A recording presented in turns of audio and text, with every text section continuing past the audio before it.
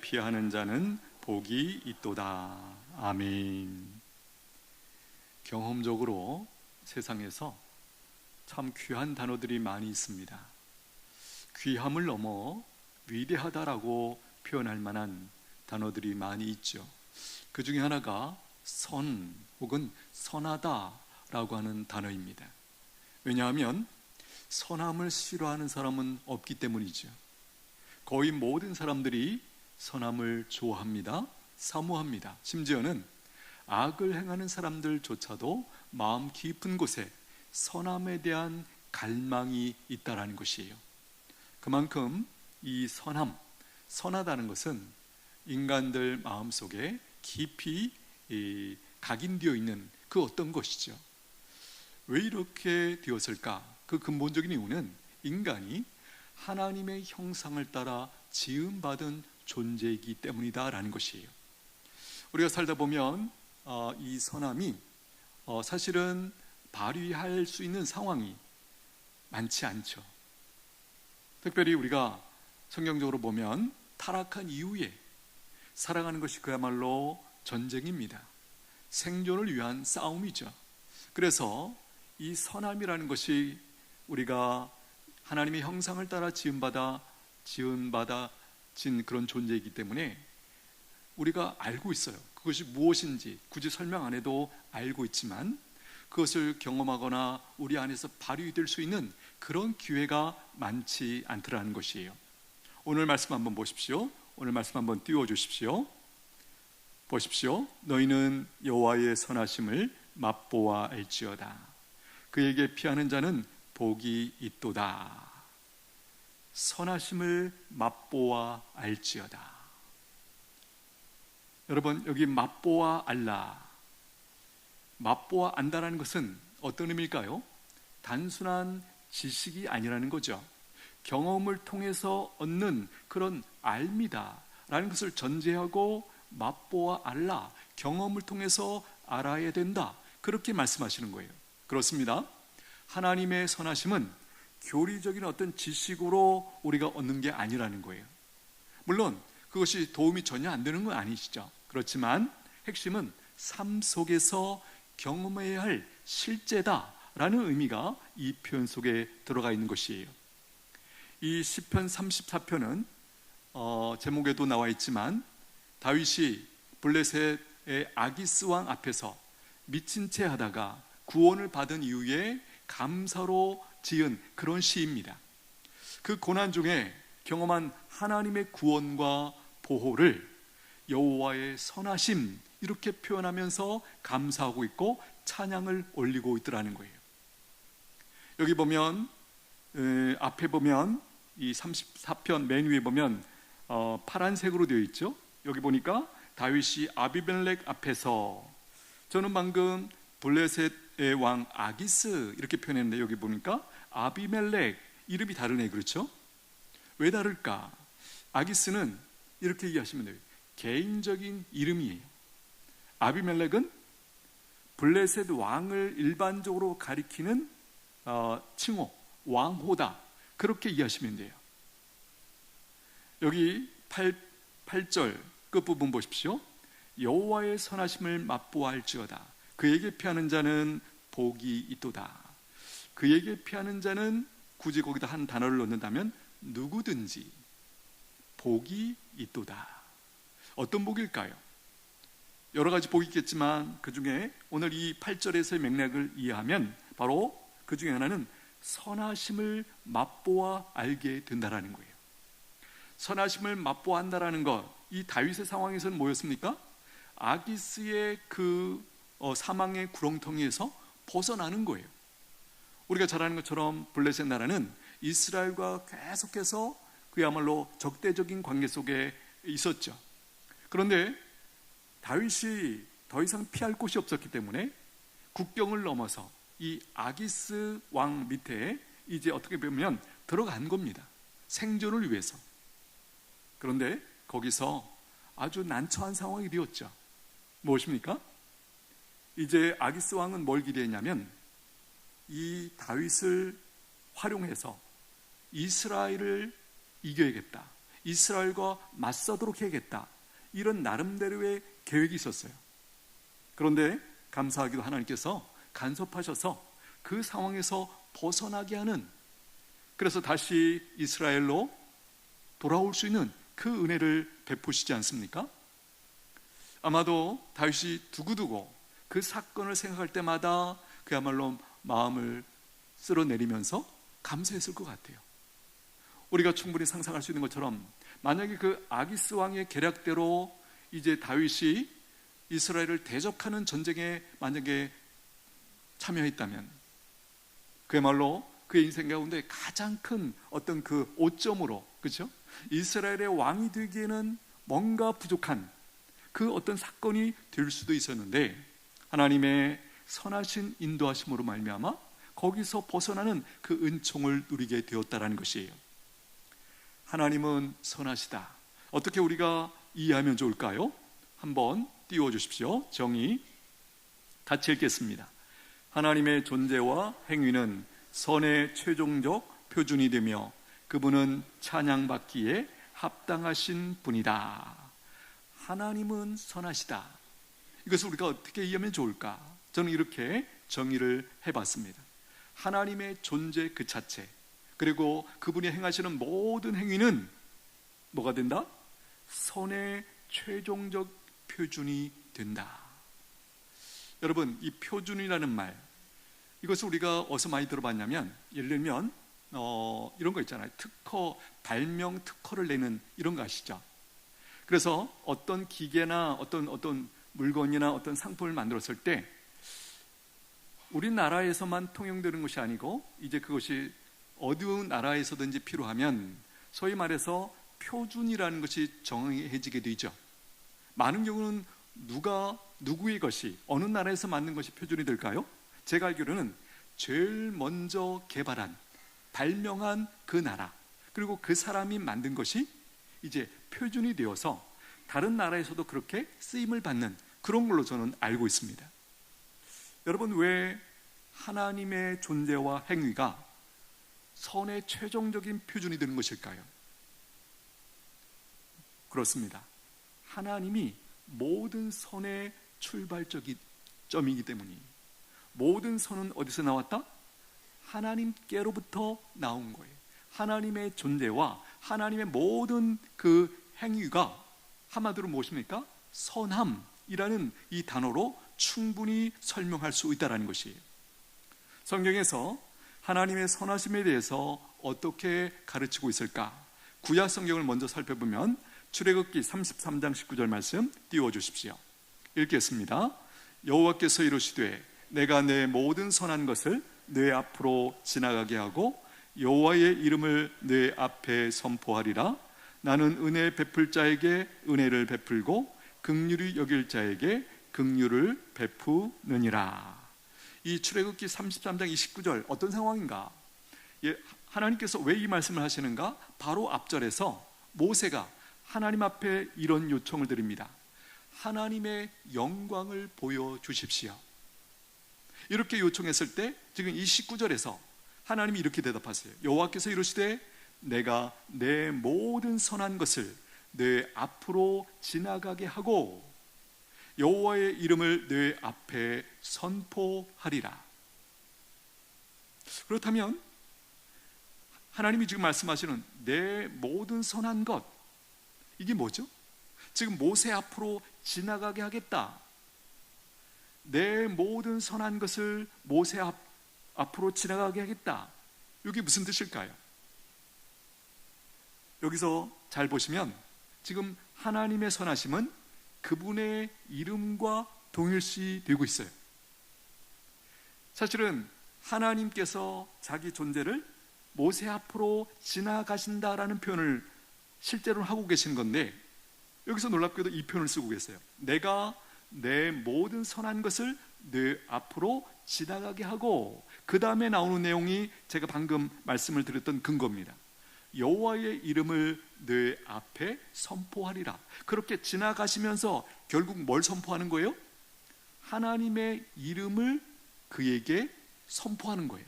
그러니까 하나님의 이름을 그에게 선포하는 방법이 뭐라고요? 그 내용이 뭐라고요? 하나님은 하나님의 모든 선한 것을 그에게 선포하고 알려주기를 원하신다.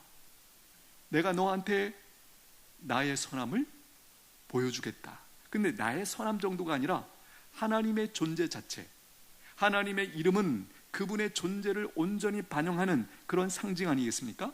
지금 그렇게 얘기를 하고 있다는 거예요. 여기서 보십시오. 하나님의 선하심은 하나님의 이름과 동일시되고 있다라는 것을 여기서 우리가 확인하게 됩니다. 시편 100편 5절 말씀 띄워주십시오. 읽겠습니다. 여호와는 선하시니 그의 인자하심이 영원하고 그의 성실하심이 대대에 이르리로다. 하나님은 선하시니 그 다음에 뭘 설명합니까? 왜 선하신가를 지금 이유를 대고 있습니다. 그의 인자하심이 영원하기 때문이다. 그의 성실함이 대대에 이르리로다. 그러므로 하나님의 인자하심, 하나님의 성실하심은 무엇을 드러내고 선포하는 겁니까? 하나님의 선하심을 드러내는 또 다른 방법이다라는 것이에요. 선하심은 하나님의 언약적 사랑과 직결되어 있습니다.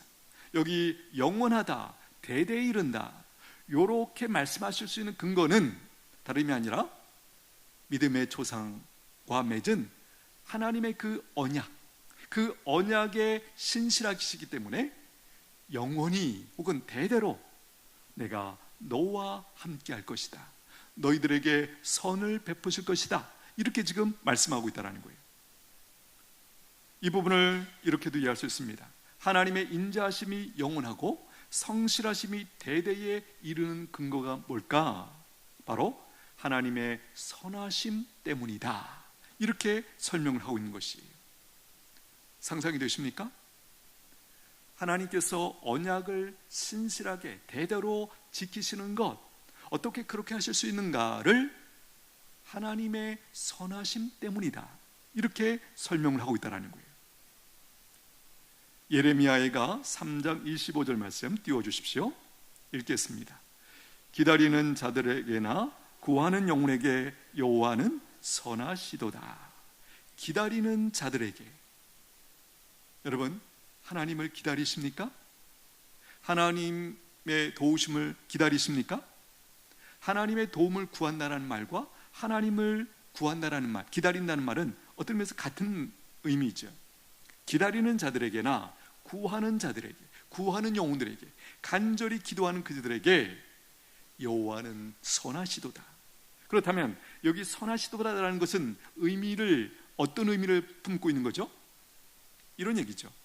기다리는 자들에게, 그리고 구하는 자들에게 하나님은 실망시키지 않으신다 라는 뜻이 여기 선하시도다 라는 뜻에 들어가 있죠. 조금 다르게 말하면 반드시 응답하신다 라는 것이에요. 그러므로 누가 하나님의 선하심을 경험합니까? 믿음의 사람, 기도의 사람, 말씀의 사람, 성령의 사람. 표현은 달랐지만 이 내용들은 거의 같이 움직이죠. 같은 내용이라고 표현해도 틀리지 않아요.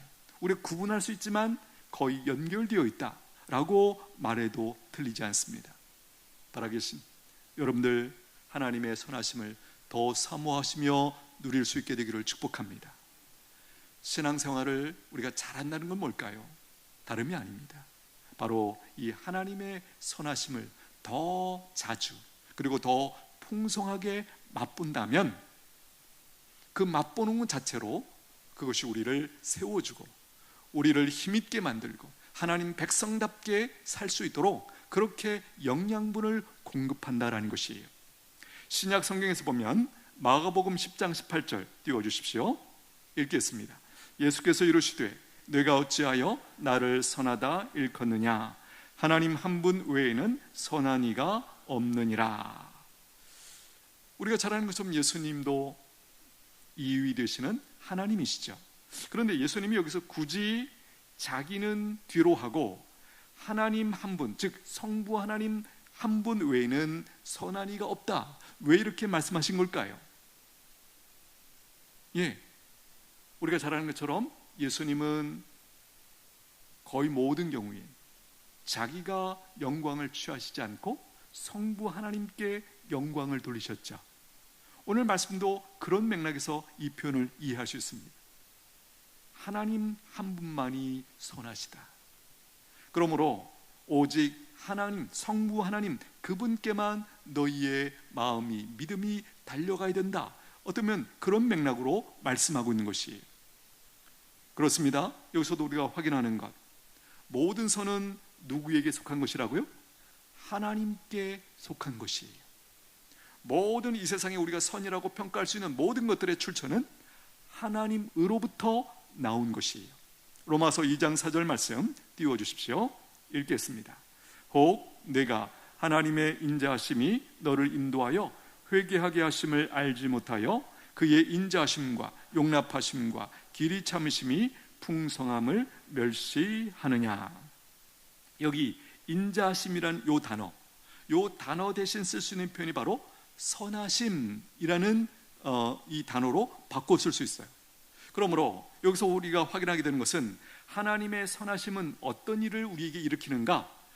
회개로 이끄는 동력이다, 이렇게 얘기할 수 있어요. 여러분, 우리가 회개라는 것이 얼마나 귀한 것인지 알죠? 회개 없이는 구약에서부터 신약에 이르기까지 회개라는, 물론 그 전제는 우리가 하나님 앞에 나가서 죄를 용서받을 수 있는 제사제도, 궁극적으로는 그것이 예수님에게서 성취되지 않았습니까?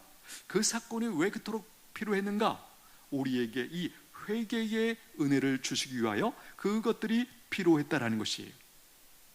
여러분, 우리가 회개하는 것, 또 회개할 수 있다는 것, 이유가 뭐라고요? 하나님의 선하심 때문에 회개라는 은혜를 우리가 누리게 되었다는 것이에요. 여러분, 회개의 중요한 초점이 무엇입니까? 가던 길을, 잘못 가던 길을, 사망의 길을 돌이켜서 생명의 길로 다시 방향을 바꿀 수 있는 그 기회가 회개의 은혜 아니겠습니까? 회개의 은혜 없이 오늘 이 자리에 여기까지 믿음의 길을 걸은 사람 아무도 없습니다. 우리 모두에게는 예수님을 믿는 그 순간 이후부터 이 회개의 은혜를 우리가 경험하고 누려왔기 때문에 오늘도 우리가 이 자리에 믿음의 길로 하나님 앞에 있는 이 은혜를 누리고 있다는 것, 여러분 믿으십니까? 예, 회개의 은혜, 이거를 우리가 잘 발견하셔야 돼요. 핵심은 뭡니까? 그런 회개가 어떻게 일어나는가? 놀랍게도 성경은 하나님의 선하심 때문에 누군가가 회개하는 일이 일어난다, 그렇게 얘기하고 있는 것이에요. 디도서 3장 4절 5절 띄워주십시오. 읽겠습니다. 우리 구주 하나님의 자비와 사람 사랑하심이 나타날 때에 우리를 구원하시되 우리가 행한 바 의로운 행위로 말미암지 아니하고 오직 그의 긍휼하심을 따라 중생의 씻음과 성령의 새롭게 하심으로 하셨나니. 여기 자비라는 단어가 바로 이 선하심이죠. 우리 구주 하나님의 자비와 선하심과, 그렇죠? 여기 이 자비라는 단어와 방금 앞에서 인용했던 로마서 2장 4절의 인자하심이라는 단어가 원어로 보면 같은 단어예요. 하나님의 선하심은 어디에서 가장 크게 드러났습니까? 한마디로 복음 안에서 예수 그리스도의 십자가의 죽음과 부활, 그 사건을 통해서 인류를 향한, 아니 나를 향한 하나님의 선하심이 가장 크게 드러났다라는 것이에요. 예수님을 보내주신 것과 우리가 구원받은 것 무엇입니까? 다 하나님의 선하심 때문이다 라는 것이에요. 우리가 구원을 얘기할 때 하나님의 사랑 때문이다, 우리가 잘 알고 있습니다. 맞습니다. 그러나 하나님의 선하심과도 이 우리의 구원이 깊이 연결되어 있다는 것이에요. 악한 세상을 살면서 선을 맛본다는 것, 어떤 것일까요? 우리가 성경에 보는 관점이죠. 이 세상에 타락한 이후에 이 사람들이 살고 있는 이 세상이 어떤 곳인가? 악이 주도적으로 움직이고 있는, 그렇죠? 악한 것들이 더 날뛰고 그렇게 이 세상이 지금 돌아가고 있다, 성경이 보여주는 중요한 관점입니다. 그래서 어떻게 말하면 우리가 살면서 상처라고 말하는 것들, 고통이라고 말하는 것들, 힘들다고 말하는 것들, 사는 거 왜 이렇게 힘든가, 그 모든 것들의 결국 뿌리를 찾아가면 이 악한 이 죄악이 이제 저질러지고 어떤 면에서 그것의 결과다. 성경이 그렇게 우리에게 설명해 주지 않습니까? 악한 세상에서 선을 맛본다는 것, 어떤 것일까요? 이런 그림이 떠오릅니다. 우리가 대도시에서 살다가 사람들이 왜 자연이라는 것을 찾아 나가죠? 도시, 내가 살고 있는 지역에서 떠나서 시골로, 그렇죠? 왜 그렇게 나가죠? 그 중에 하나는 뭐 여러 가지 이유가 있겠지만 소위 말하는 신선한 공기죠. 우리가 이 대구 시내 돌아다니다가 팔공산에 올라가 보십시오. 코가 뻥 뚫어지는 거 느끼시죠? 뭐죠?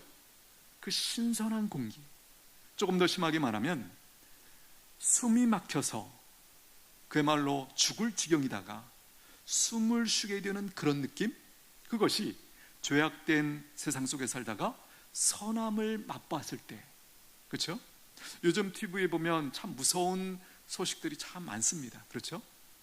죽는 소식, 죽이는 그런 상황들, 사건들, 훔치고 빼앗고 이유 없이. 확실히 예전과 많이 달라진 것은, 예전에는 무슨 이제 정당한 이유가 있고 뭐 원수 갚는 뭐 그런 개념이 분명히 있어서 또 그런 사건이 일어났지만, 요즘에는 이유 없이 길 가다가 전혀 모르는 사람들에게 그런 일이 벌어지고 있다는 것이죠. 여러분, 이런 뉴스를 들을 때마다 우리 마음이 어때요? 두려워지죠. 이 세상이. 그래서 이것이 굉장히 유행할 때는 저도 놀랍게도 그때 대구역을 갈 일이 있었는데, 역을 가는데 사람들이 굉장히 많아요. 근데 눈치가 보이더라고요.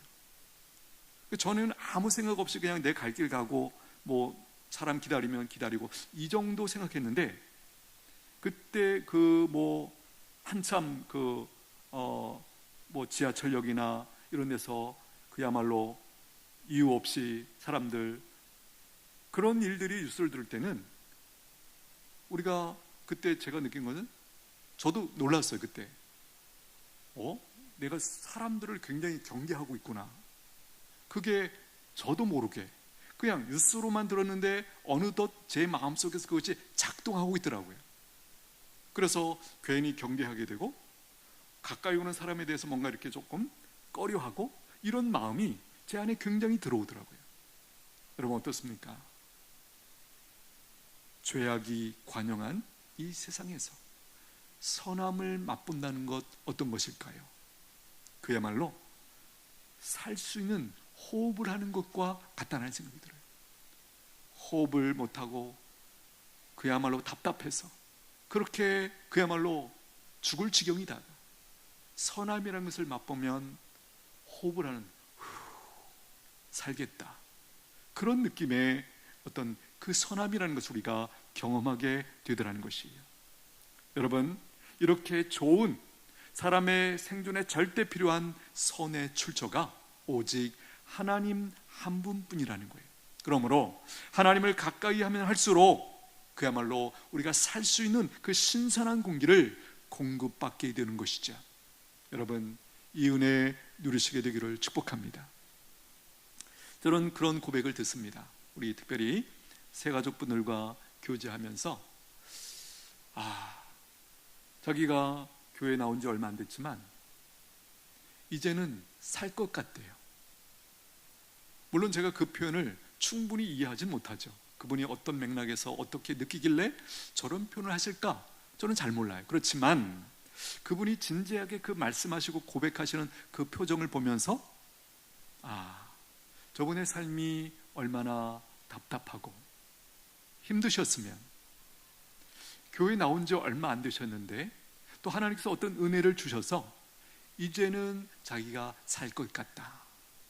그러고 보니까 그분의 얼굴이 제가 처음 뵀을 때하고 많이 달라졌어요.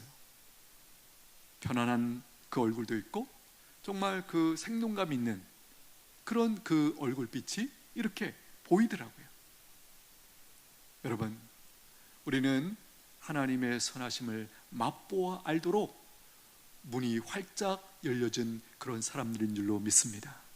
우리가 믿음으로 하나님께 가까이 하고 하나님의 말씀을 찾고 또 하나님의 은혜를 구하고 하나님 앞에 부르짖어 기도하는 중에 하나님의 선하심이 우리 안에 공급받아 우리가 숨을 쉬면서 그렇게 살게 될 줄로 믿습니다. 우리가 하나님의 선하심을 왜 알아야 될까요? 앞에 설명한 내용들이 충분히 설명이 되겠지만 이렇게 정리해 봅니다. 신앙의 뿌리이기 때문입니다. 왜 우리가 알아야 되는가? 하나님의 선하심을 왜 알아야 될까? 신앙의 뿌리이기 때문입니다. 여러분, 고난 중에도 하나님을 신뢰할 수 있는 이유가 바로 이거죠. 하나님은 선하시다.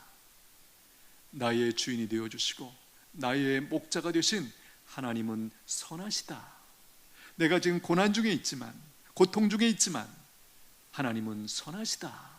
그 사실이 우리와 하여금 살 수 있는 그 힘, 그 근거, 그 기반이 된다라는 것이에요. 시편 27편 13절 말씀 띄워주십시오. 읽겠습니다. 내가 산자들의 땅에서 여호와의 선하심을 보게 될 줄 확실히 믿었도다. 이게 무슨 얘기죠? 내가 산자들의 땅에서, 지금은 어떤 상황 속에 있다는 거죠? 거의 죽은 사람들 속에서 살고 있는 그런 느낌이다. 그런 맥락이죠. 또 다르게 말하면 내가 산자들의 땅에서, 즉 살아서 여호와의 선하심을 보게 될 줄 확실히 믿었도다. 이 믿었다라고 말할 때 이 믿음의 근거는 뭘까요? 바로 하나님의 선하심이었다라는 거예요. 하나님이 선하신 분이기 때문에 내가 여기서 멸망하지 않고 반드시 살아서 하나님의 선하심을 보게 될 줄, 경험하게 될 줄, 누리게 될 줄 믿었다. 그 얘기예요. 하나님의 선하심을 우리가 알아야 할 이유, 기도의 확신을 주기 때문이에요. 구하는 자에게 좋은 것을 주시는 하나님 아버지시다. 이 사실이 믿어질 때 우리가 하나님 앞에 담대히 나갈 수 있어요. 그렇습니다. 하나님은 우리에게 주시기를 기뻐하시는 선하신 하나님이세요. 마태복음 7장 11절 말씀 띄워주십시오. 읽겠습니다. 너희가 악한 자라도 좋은 것으로 자식에게 줄 알거든 하물며 하늘에 계신 너희 아버지께서 구하는 자에게 좋은 것으로 주시지 않겠느냐. 그런데도 안 구한다고? 뒤에 말씀을 붙인다면 이런 의미죠. 그런데도 안 구해? 구하기만 하면 하나님이 주실 텐데, 그러면 네가 회복되고 살아날 텐데. 세 번째는 회개의 동기가 되기 때문이에요. 앞에서 우리가 이 부분을 나눴습니다. 또 한 가지는 감사의 원천이기 되기 때문이에요. 삶의 작은 은혜도 선하신 하나님의 손길임을 우리가 알고 누릴 수 있습니다. 여러분, 모든 앞에서 이런 얘기 했잖아요. 우리가 선함이라고 평가할 수 있는 모든 것들은 출처가 어디라고요? 하나님께로부터 흘러나온 거예요. 그러므로 여러분들이 선이라는 어떤 부분을 감지할 때마다 누구를 기억하셔야 돼요? 하나님을 기억하셔야 돼요. 그리고 하나님께 영광을 돌리셔야 돼요. 그러면서 우리가 이렇게 경험하는 거죠. 아, 저 선함을 보면서 우리가 이렇게 살겠거든. 하나님께로 우리가 믿음으로 나갈 때 거기야말로 우리가 온전히 살아날 수 있는 곳이겠구나. 이렇게 우리가 감지를 하셔야 된다는 거예요. 하나님의 선하심을 알 때 우리가 결국 누리게 되는 은혜와 복이 뭘까? 첫째는 평강입니다. 악한 세상 속에서도 마음이 흔들리지 않고 살아갈 수 있는 그 기반이 되는 것이 뭘까? 하나님의 선하심에 대한 믿음, 그리고 확신이 있을 때 우리는 삶이 흔들리는 것처럼 보여도, 세상이 복잡하게 위험스럽게 돌아가는 것처럼 보여도 그 속에서도 여전히 우리가 평강을 누릴 수 있다는 거예요. 시편 73편 28절 띄워주십시오. 읽겠습니다. 하나님께 가까이함이 내게 복이라. 내가 주 여호와를 나의 피난처로 삼아 주의 모든 행적을 전파하리이다. 가까이함이 내게 복이라. 하나님을 나의 피난처로 삼아 그 경험한 그 은혜, 그래서 그 은혜를 경험한 자들이 뭐라고 말합니까? 그것을 전파하리이다. 하나님의 선하심을 맛보고도 그냥 자기만 알 수 있는 그런 사람은 없다라는 거예요. 전파하고 싶어 한다는 거예요. 왜? 우리는 다른 사람들의 처지가 나와 비슷한 것을 알고 있기 때문에 저들에게도 하나님의 선하심이 필요하겠구나, 그것을 알려주는 것, 그게 전도고 선교죠. 또 한 가지 소망이 있습니다. 현재의 고난을 넘어 하나님의 궁극적인 선을 기대할 수 있고, 결국에는 그 기대가 우리로 하여금 승리할 수 있는 힘을 공급해주는 통로가 된다는 것이에요. 로마서 8장 28절 읽겠습니다. 우리가 알거니와 하나님을 사랑하는 자 곧 그의 뜻대로 부르심을 입은 자들에게는 모든 것이 합력하여 선을 이루느니라. 끝에 보십시오. 모든 것이 합력하여 선을 이루느니라. 우리가 볼 때 지금 이 상황은 선하고는 너무 거리가 먼 건데, 나에게 고통이고 아픔이고 절망이고 실패처럼 보이는데 하나님은 뭐라고 말씀하십니까? 그런 것들도 결국은 합력하여 선을 이룬다. 하나님의 약속입니다. 여러분, 선함을 우리에게 주시는 것, 하나님의 은혜의 약속이에요. 지금 현재 내가 직면하고 당면하고 있는 이 상황 속에서 여러분들의 판단을 유보하셔야 돼요. 이 상황이라면 나는 안 돼, 끝났어, 절망이야, 포기해야 돼. 아니요, 몰라요. 그것을 어떻게 선으로 바꾸실지 우리는 아무도 몰라요. 우리의 믿음은 무엇입니까? 그 모든 것을 합력하여 하나님께서 선을 이루시겠대요. 그 선은 하나님의 뜻이 포함되어 있고, 나도 살고 내 주변에 있는 누군가도 살리는 그런 계획이 그 속에 있다라는 의미가 이 표현 속에 들어가 있는 것이죠. 또 예배의 기쁨이 있습니다. 찬양이라는 것 억지로 하는 것이 아니죠. 하나님의 선하심을 맛본 성도들의 경험적 고백이 바로 찬양으로 나올 때 그 찬양이 그야말로 살아있는 고백이 되고 찬양이 되는 것이죠. 또 한 가지, 이웃을 사랑하면서 살아갈 수 있습니다. 선하신 하나님을 닮아 선을 행하는 자로 우리가 분명하게 서서히 점점 온전히 드러나고 나타날 거예요. 하나님의 계획이죠. 나를 구원하시고 나를 통하여 하나님의 선하심을 세상에 흘려보내기를 원하시고 선포하기를 원하시는 것, 하나님의 계획인 줄로 믿습니다. 갈라디아서 5장 말씀 띄워주십시오. 읽겠습니다. 오직 성령의 열매는 사랑과 희락과 화평과 오래 참음과 자비와 양선과 충성과 온유와 절제니 이 같은 것을 금지할 법이 없느니라. 이 말씀은 한마디로 뭐죠? 바로 하나님의 선하심, 그것을 우리에게 이제 만들기로 원하신다는 거예요. 우리를 통해서, 우리의 삶을 통해서, 우리의 성품을 통해서 하나님의 선하심을 세상에 선포하는 그런 매개체로서 우리를 빚어가지고 있다. 그 의미가 여기 들어가 있는 것이죠. 우리가 성경에서 보면 특별히 요셉을 보면서 이 하나님의 선하심이 얼마나 위대한지를 발견하게 됩니다. 창세기 50장 20절 말씀 띄워주십시오. 읽겠습니다.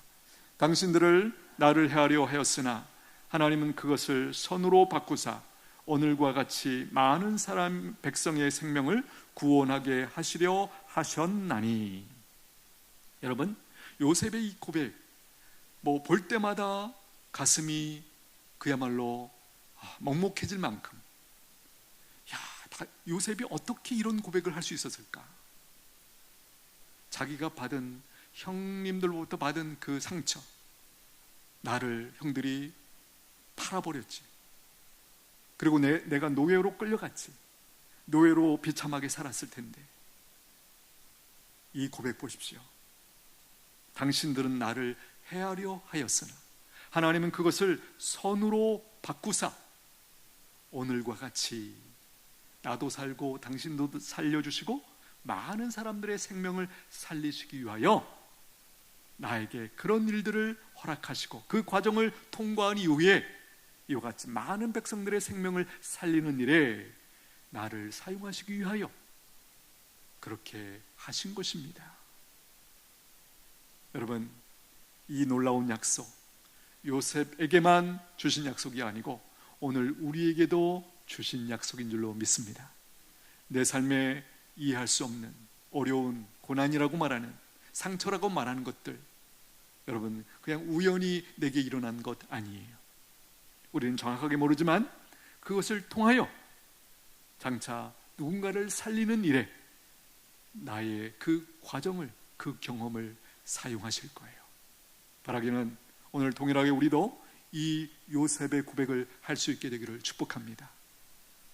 누군가가 나에게 그렇게 상처를 줬지만, 나를 힘들게 만들었지만, 나를 절망케 했지만 결국은 하나님께서 그 악한 것들을 선으로 바꾸사 이와 같이 사람들을 살리는 일에, 생명을 살리는 일에 사용해 주셨다. 어떤 성도님이 아파서 병원에 입원을 했습니다. 근무력증으로 그야말로 침대에 누워서 밖에 지날 수밖에 없는 그런 상황이었죠. 그 기간 동안 이분이 나름대로 하나님께서 지혜를 주셔서 열심히 뭔가를 하려고 애썼습니다. 그가 붙들은 건 이거예요. 성경을 열심히 읽었고 기도 열심히 했고 또 나름대로 이제 하나님께서 낫게 해주시면 나가서 무엇을 할 것인가 많이 생각하고 많이 책을 읽고 그렇게 준비했다고 해요. 놀라운 것은 그분이 이게 치료가 될 수 있는지 없는지 모르는 상태에서 그렇게 믿음으로 하나님의 은혜를 구하면서 그렇게 했다는 거예요. 놀랍게도 마침내 하나님께서 회복해 주셨을 때 그가 병원에서 퇴원한 이후에 그 병원 안에서 준비한 것들을 잘 적용해서 그야말로 사업을 성공적으로 그렇게 일으켰던 그 간증을 들은 적이 있습니다. 그때 그분이 이런 얘기를 하더라고요. 끝에 그때는 고통이었지만 지금 보니 하나님의 선하심이었다. 그때는 고통이었지만 지금 보니, 돌아보니 하나님의 선하심이었다. 그렇게 고백한다는 거예요. 끝에 한마디를 더 붙입니다. 내가 돌아다니는 것을 너무 좋아하니까 하나님께서 이렇게 묶어 놓으셔서 미래를 귀하게 쓰임받게 하시려고 그렇게 준비할 수 있도록 묶어 놓으셨다. 그분의 고백이에요. 여러분, 참 멋지고 아름다운 고백 아닙니까? 오늘 우리의 삶도 이와 같은 상황일 수 있습니다. 그러나 믿음으로 바라보십시오. 오늘 제가 인용했던 이분의 이 고백, 그때는 고통이었지만 지금 와서 돌아보니 하나님의 선하심이었다. 오늘 저와 여러분의 고백되기를 축복합니다. 기도하겠습니다. 하나님 아버지, 오늘 말씀을 통해 모든 선의 근원이 오직 하나님 한 분이심을 다시 한번 깨닫게 해주시니 감사합니다. 다윗의 고백처럼 우리의 삶 속에서 여호와의 선하심을 날마다 맛보아하는 은혜를 더하여 주시옵소서. 때로는 이해할 수 없는 고난과 어려움 앞에서 하나님의 선하심을 의심하고 원망했던 저희의 연약함을 고백하오니 용서하여 주시옵소서. 요셉의 삶에서 악을 선으로 바꾸셨던 주님, 저희의 삶에 닥쳐온 모든 일들 속에서도 합력하여 선을 이루시는 하나님을 끝까지 신뢰하는 믿음을 허락하여 주시옵소서. 하나님의 선하심이 저희 신앙의 뿌리가 되게 하시고 기도의 확신을 주시며 모든 상황 속에서 감사를 발견하는 눈을 열어 주시옵소서. 그리하여 주님의 선하심을 아는 참된 지식 안에서 세상이 줄 수 없는 평강과 소망을 누리게 하시고 받은 그 선하심을 이웃에게 나누며 살아가는 성령의 사람, 믿음의 사람, 참된 예배자가 되게 하여 주시옵소서. 예수님의 이름으로 기도하옵나이다. 아멘.